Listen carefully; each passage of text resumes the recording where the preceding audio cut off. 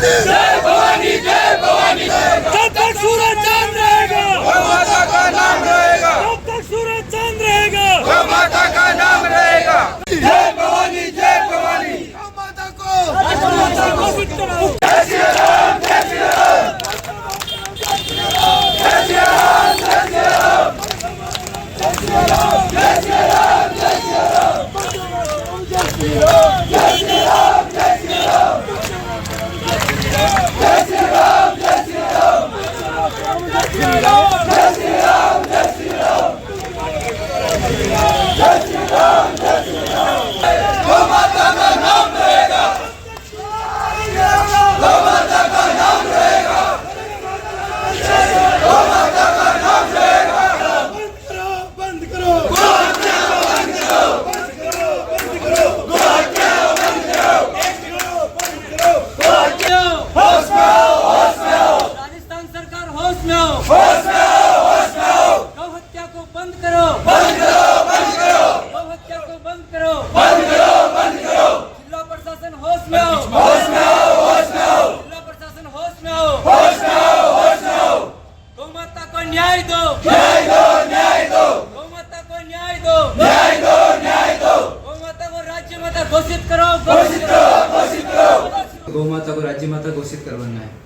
Reason ये है कि हम सब अब माँ मानते हैं, लेकिन राजस्थान सरकार इस पर कोई भी संज्ञान नहीं ले रही है। और हमने आंदोलन किए हुए अभी तक कोई सकारात्मक नहीं तो प्रशासन की तरफ से एक भी आपका नोटिस गया नहीं गया ये भी नहीं बताया हमें, और राजस्थान सरकार की तरफ से कोई भी सकारात्मक कार्यवाही नहीं हुई।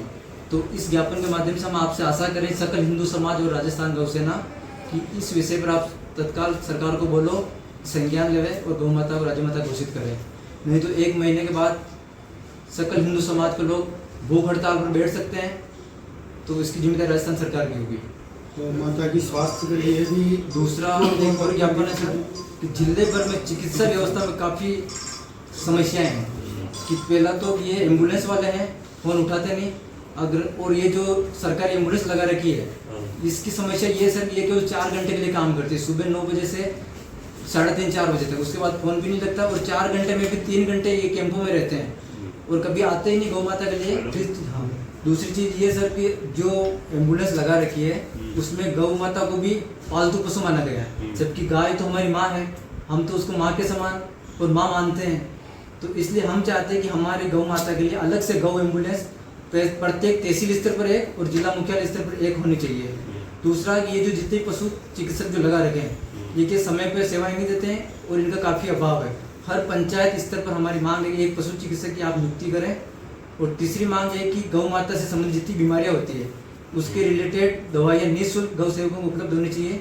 और एक ये मामले हमारे ठेकेदारों द्वारा, तो उसी के अंदर गाय वो वहाँ पे भी हम कॉल करते हैं तो वहाँ पे भी ठेकेदार फोन नहीं उठाते हमारे, और वहाँ पे भी समय पे गाड़ी नहीं आती है, चाहे एक्सीडेंट हो गया चाहे बीमार हो गई फोन करते रहते तो और वापिस 10 बार सवाल पूछेंगे आगे से कौन सी गाय थी, जर्सी है, एक्सीडेंट किसने किया, किसी की व्यक्ति विशेष की गाय तो नहीं है।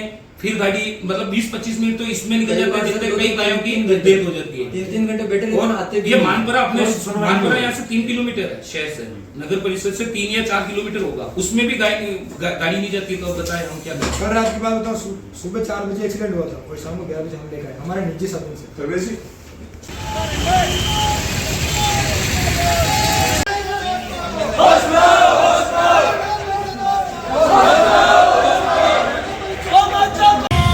नमस्कार, आप देख रहे हैं अल्टीमेट वेपन ब्रह्मास्त्र। मैं हूं पंकज तिवारी। आज हमारे साथ हैं कुछ गौ सेवक जो कई मुद्दों को लेकर यहां बैठे हैं और आज इनकी क्या मांगे हैं इनसे जानते हैं। आपका क्या नाम है?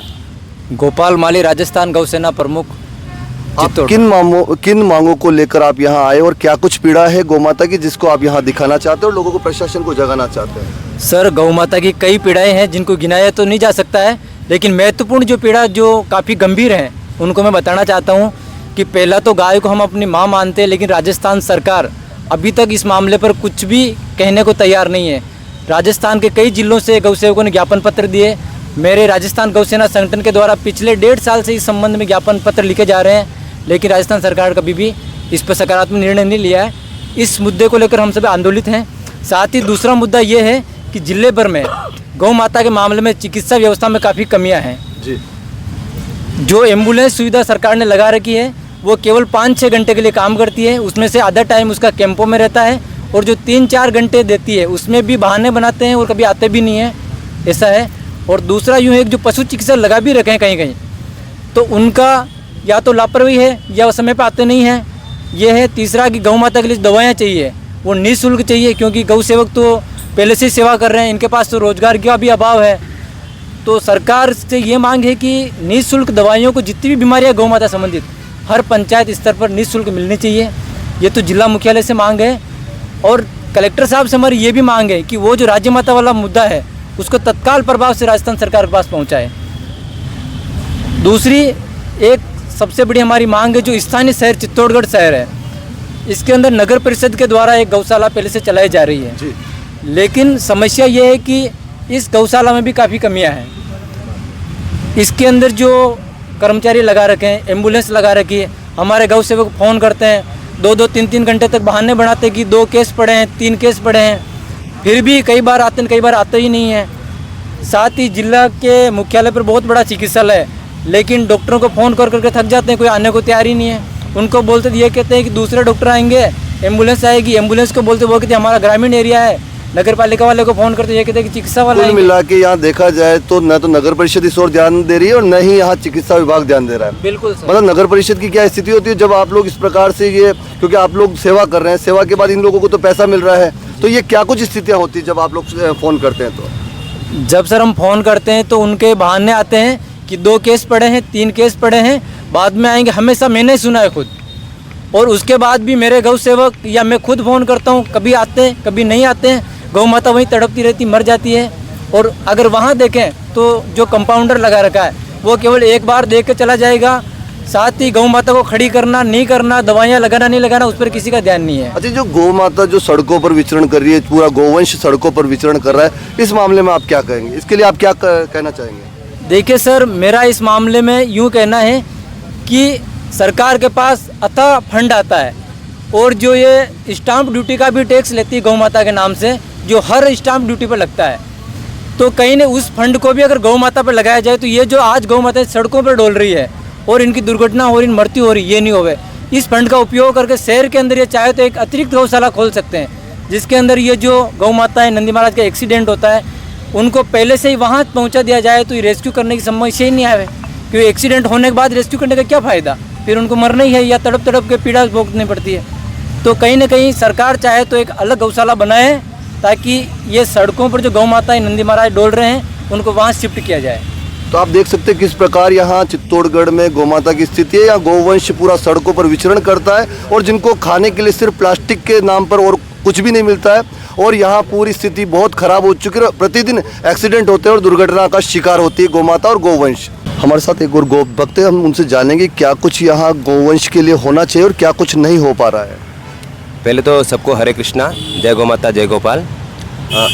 हमारा सांवरे सेठ का जो प्रसिद्ध मंदिर है वहाँ करोड़ों में पैसे आ रहे हैं, तो मेरा ये सुझाव है कि जो पैसा आ रहा है वो सारा सरकार में जा रहा है, तो उसमें से कुछ पैसा गौ माता के लिए दिया जाए। जो आसपास की गौशालाएं हैं उनमें अगर गौ माता का थोड़ा पैसा चला जाएगा तो हमारी गौ माताएं, उनके चारे के लिए व्यवस्था होगी, उनके खान पीन के लिए सारी व्यवस्था हो जाएंगी। तो ये मेरा सुझाव है। जैसे सांवरे सेठ को, उनका नाम एक नाम गोपाल भी है, क्योंकि उन गौ माता की सेवा करते हैं वो, तो उनका नाम गोपाल पड़ा था। तो गोपाल का पैसा अगर गौ माता को लगेगा तो कहाँ किसको दुख है। तो ये मेरा प्रशासन से और अपने सांवरे सेठ मंत्रिमंडल को भी मेरा ज्ञापन है कि भाई वहाँ का पैसा जो आ रहा है वो थोड़ा पैसा कम से कम गौ माता के लिए दिया जाए, और आसपास की जो जहाँ गौशाला है उन गाँवों को गोद लिया जाए, और उन गौ माताओं को और उन गौशालाओं का सारा खर्चा अगर सांवरे सेठ मंदिर उठाए तो ये बहुत अच्छा होगा सर। एक अच्छी पहल होगी जिससे कि गौवंश को एक संरक्षण मिल पाएगा और वो जीवित रह पाएगी। जो सड़कों पर भटक रही वो नहीं हो पाएगा। बिल्कुल सर, गायें सड़कों पे इतनी भटक रही है कि पूछो मत, लोग डंडे मारते हैं। मेरे सामने एक बार गांव में डंडे मारे थे, मैंने उनको बोला भी आपको नरक में भी आपको जगह नहीं मिलेगी, आप गाँव को कैसे डंडे मारे। वो बोल रहे हमारे खेतों में घुस जाती। मैंने बोला खेतों में घुस रही तो आप आपकी बात सही करो ना, आप गौ माता को क्यों परेशान करो। तो इस तरह से गौ माता भी परेशान नहीं होगी अगर बिल्कुल व्यवस्थित तरीके से गौशालाएं खुल जाएंगी जहाँ जहाँ नहीं है। मेरा तो ये मतलब थोड़ा निवेदन है, सबसे चरणों में निवेदन है, सबसे पूरे केंद्र सरकार के, राज्य सरकार के, सबके चरणों में निवेदन है कि गौशाला कम से कम हर पंचायत में खुलवाई जाए, ताकि हर पंचायत के गाँव में वहाँ रहे, उनकी सेवा हो सके और गौ माताओं से लाभ भी लिया जा सकते। गौ माता के गोबर में इतनी शक्ति है कि आप सभी भूल गए हैं, हमारी संस्कृति को भूल गए हैं। गौ माता के एक गोबर के गोबर का जो 1 किलो के अंदर जो 1 ग्राम होता है ना, उस 1 ग्राम में भी 12 लाख जीवाणु होते हैं। और गौ माता के गोबर से मतलब इतने पैसे कमाए जा सकते हैं कि जितने दूसरे भी नहीं कमाए जा सकते। गौ माता के गोबर से अगरबत्तियाँ बना के हम लोगों को रोजगार दे सकते हैं। गौशालाओं के माध्यम से उन सभी लोगों के घर में साबुन आ रही है। आजकल माताएं भी अपने उपटन लगाती है, तो वो भी गौ माता के गोबर से बन सकता है और बन रहा है। मैं बंसीगिर गौशाला में गया था अहमदाबाद अभी 4-5 दिनों पहले, तो वहाँ मतलब सारे उपटन भी थे, गौशालाओं संबंधित बहुत सारे प्रोडक्ट थे। तो ऐसे प्रोडक्ट बना के भी हम लोगों को रोजगार भी दे सकते हैं और गौ माताओं की सेवा उससे हो सकती है। कुल मिला के गौ माता को संरक्षण की आवश्यकता है और ये आवश्यकता है कि जो गौवंश के लिए जो धन लगाया जाए वो सांवरिया सेठ के वहाँ से जो निकल रहा है वो धन भी यहाँ लगाया जाए ताकि गौ माता सुरक्षित है और गौवंश सुरक्षित रहे। धन्यवाद।